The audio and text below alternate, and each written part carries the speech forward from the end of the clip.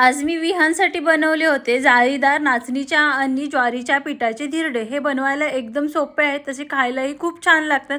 तर हे बनवण्यासाठी मी सर्वप्रथम घेतलं होतं एक बाउलमध्ये ज्वारी आणि नाचणीचं मिक्स पीठ। त्यानंतर इथं मी काही भाज्या घेतलेल्या आहेत, जिरं घेतलेलं आहे, कांदा बारीक कट करून, शिमला, गाजर, कोथिंबीर हे सगळं छान बारीक कट करून घेतलेलं आहे। त्यामध्ये थोडंसं लसूण आणि आलंही ठेचून टाकलेलं आहे। आता यामध्ये चवीनुसार मीठ टाकलेलं आहे, थोडं थोडं पाणी टाकून यामधल्या सगळ्या गुठळ्या मोडून घेतलेल्या आहेत। त्यानंतर थोडंसं क्रंचीपणा येण्यासाठी मी इथं रवा आणि तांदळाचं पीठ थोडंसं टाकलेलं आहे। त्यानंतर आणखी थोडं थोडं पाणी टाकून याचं छान एक मिश्रण बनवून घेतलेलं आहे। जसं तुम्हाला हवं तसं तुम्ही बनवू शकता। मी इथं थोडंसं पातळ असं याचं मिश्रण बनवून घेतलेलं आहे।